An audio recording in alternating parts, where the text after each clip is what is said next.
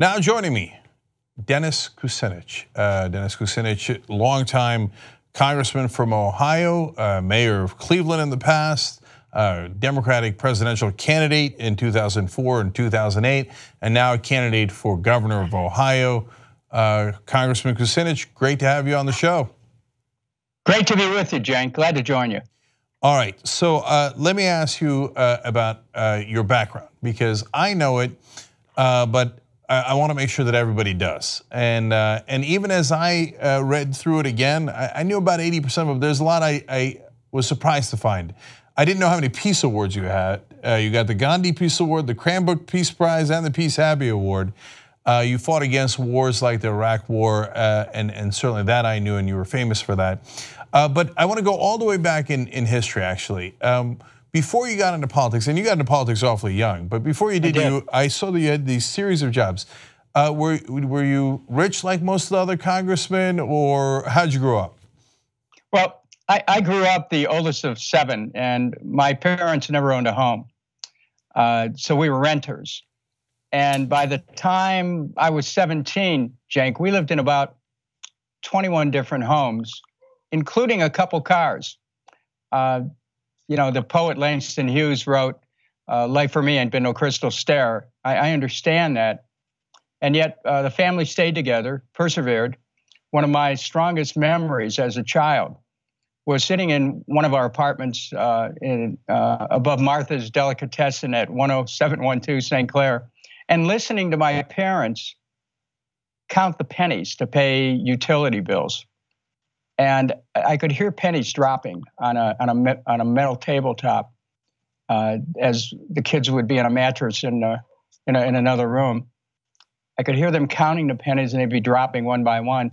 And after a while, I could hear those pennies dropping in my sleep. And frankly, I can hear them dropping still, because there are so many families out there who are struggling to make ends meet. And I like to say that not only remember where I came from, but this in many ways is who I am. It's reflective of the way I look at the world, remembering the people who are just trying to make ends meet and who need somebody to speak out for them. Yeah, I see that you were a stock boy, a newspaper carrier, a caddy, and the list goes on to get along, but to get by. But at the age of 23, you became a member of the Cleveland City Council. One, what possessed you to go into politics? And two, how in the world did you win when you were 23? Well, my first race was, I was 20 turning 21, and I ran for a city council in a very ethnic neighborhood in the inner city of Cleveland. At the time, I was a copy boy at the Plain Dealer, and a phone rang one night, and a guy was calling from a bar, and he was slurring every other word, saying that they were going to have a candidate to run against the person who just happened to be the councilman of the ward I lived in, which was in the same neighborhood where I went to high school. So I started to think about it, well, how does somebody run for council? And I asked an assistant city editor, and he told me, and I just at that moment made a decision that I'm going to run for city council. I was 20 years old, and I just got the petitions and started circulating. The Plain Dealer ran a headline, and I think August 1st, 1967, protest with a guitar, not this candidate, 20. And so that was the beginning. Okay, well, it shows your gumption all the way back then. So, the story that I mainly want to talk about, and again, it's just to give people context of your career and what you fought for. And a lot of people might know you as a congressman, but I thought your fight with Muni Light and what you did as mayor was really interesting. So, I know it's a while back, but I think it's instructive. So, what happened there at the time? Well, when I was clerk of the Cleveland Municipal Court, there was a big fight over whether Cleveland was going to own a municipal electric system or not. And frankly, the city sold it. This was in 1976. And I looked at the sale and I decided, hey, the city's getting cheated. And beyond that, why should the city sell a municipally owned electric system that was providing electricity at a savings of about 25% versus the private utility in town? So by getting into that fight, I was able to rally the people to save the system. And during that campaign, people said, well, why don't you run for mayor? So in 1977, I ran for mayor. I was elected on a promise to save the municipal electric system. My first act in office was to cancel the sale. And you would think that would be the end of the story, but it was just the beginning, because on December 15th, 1978, the biggest bank in Ohio, Cleveland Trust, told me that if I did not agree to sell our city's electric system to a private utility in which the bank was a business partner, they, the bank, would not renew the city's loans that I hadn't even taken out. And so it came down to whether or not I would keep my commitment to the people of Cleveland or cut a deal with banks and utilities and be their boy. And I just decided I was going to take a stand. I said no to the sale. They put the city of Cleveland into default. I lost the next election, and it took me 15 years to make a full comeback. And that happened only when the people of Cleveland understood that I put it all on the line for them. And so they brought me back. I got elected to state senate, 8 terms in the U.S. House, and the margins I had in Cleveland were amazing. And I'm always grateful to serve this community. Yeah, so they were doing disaster capitalism back then. And by the way, that's why a lot of politicians are afraid to stand up to the big banks, because they have a way of making you pay the price, whether it was your fault or not. And so, and I think you do now get a lot of credit for standing up to them and being proven right on that issue. So in this particular race, you're arguing for what you're calling the Ohio Real Deal. What is that? Healthcare for all. I wrote the bill with John Conyers in Congress, HR 676, universal, single-payer, not-for-profit healthcare.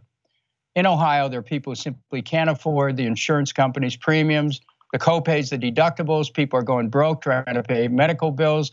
Their kids are being denied opportunities to go to college because families don't have the money to pay medical bills and have extra money to go for their kids to go to college.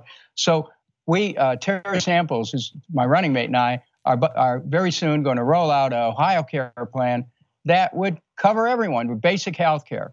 And it will enable people to have low-cost, affordable health care. And Ohio will be one of those states which will be known as a state that takes care of its own. The other thing, Cenk, is that we have plans for a 2-year free college. And I think there's so many families that are not able to pull the money together to send their kids to college.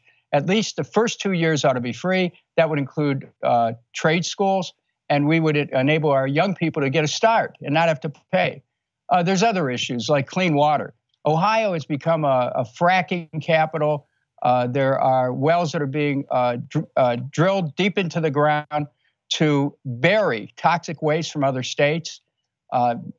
This has to stop. And what I've said is, when elected governor, I'd end this fracking and end anything that damages the environment of our state. I've also come out very strongly in favor of legalization of marijuana. And finally, the biggest issue in this election is banning assault weapons. I've come out very strong to say it's time for Ohio to join 5 other states in banning assault weapons. Cleveland, where I'm from, where I'm talking to you from, had an assault weapons ban in 1991, and it was taken down in 2010 by the then Democratic Attorney General on behalf of the NRA in Ohio. And he happens to be one of the candidates for governor right now, is in the same race I'm in. So this ends up being a huge issue in this race. People shouldn't have to worry about their kids going to school and not coming back because they've been a victim of a assault weapon attack. One of the things I've noticed about what's going on in our country right now is that people are thinking twice about the public space that they're in. If you're in a movie or a church or a shopping mall, wherever people congregate, there's always second thoughts. Is somebody going to come in with an assault weapon and start mowing people down? We got to get rid of assault weapons. They're weapons of war. Okay, I wanted to ask you about one specific policy question. When you do a universal health care within a state rather than nationally, which is what you're proposing, what happens to private insurance within that state? Well, they'd still be able to offer private insurance for specific things that are not related to general care. So people may want some extra insurance. But the basic health care would be covered by an Ohio care plan. It was the same way when we offered a HR 676, the single payer plan. private insurance would still be permitted to operate, but not if it duplicated then Medicare for all. In the case of Ohio, not if it duplicated our Ohio Care plan. Mm-hmm. It's very interesting. I would love to see how that experiment plays out. And Dennis Kucinich has shown throughout his career that he's bold enough to actually do the things that he says he's going to do. And so, if you're interested in that proposal in Ohio, well, then I guess Dennis Kucinich is going to be the candidate you're going to back. So Kucinich.com is the place to go to get the information. Yep, and there's the links as well for donations and volunteers, and that will be in the description box below if you're watching on YouTube, in the comment section on Facebook. And you've got a really interesting race on the Democratic side, and I'm curious to see how it's going to play out, and then whether you guys can knock off the Republicans in unfortunately a growingly red state of Ohio. It used to be very purple, but in this wave election, anything can happen, and Ohio's not lost yet. So, and I know that you're going to fight hard to get it back. So, Congressman Kucinich, thank you so much for joining us. We really appreciate it. Thank you, Cenk. And anybody wants to contribute, they can help make it happen, because we're operating a campaign that's based on public subscription, not on the interest of special groups. So, if people want to contribute, go to Kucinich.com, help us out.